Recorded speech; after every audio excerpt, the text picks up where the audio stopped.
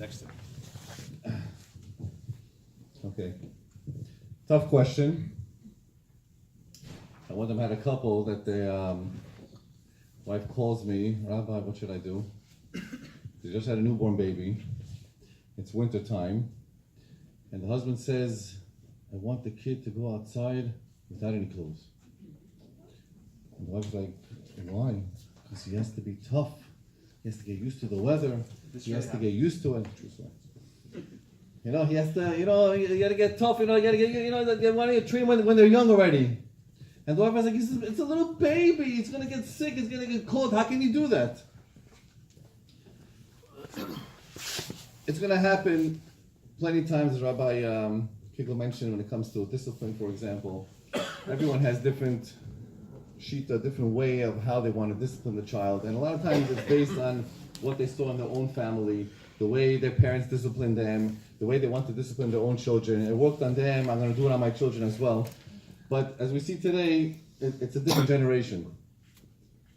Things are not the same what it was 25 years ago, 50 years ago. And you can't be closed-minded in how you approach certain areas when it comes to marriage or even parenting.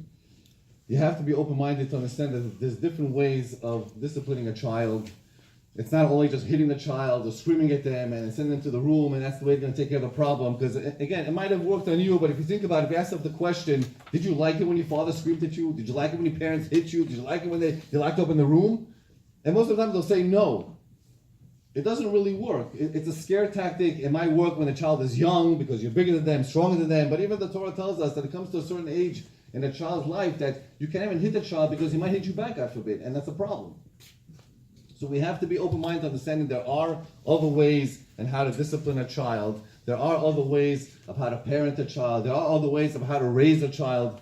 And if you don't reach out to those professionals that are out there and open yourself up to, there's books that are on the subject, there are lectures or workshops on the subject, and to understand there's not just one way to skin a cat, as they say. There are many ways to deal with the issue, and the couple has to understand it that, I tell them all the time, if you can work it out together, that's great. Compromise, discussing things, and understanding how to deal with it, that's the best way to deal with everything. But if you come to a situation where he says black and you say white, what are you going to do? There's no gray in between. Then you need to have a neutral third party, whether it's the rabbi, the rebbitzin, the marriage counselor, the therapist, who's going to come in and explain to you and teach you the way of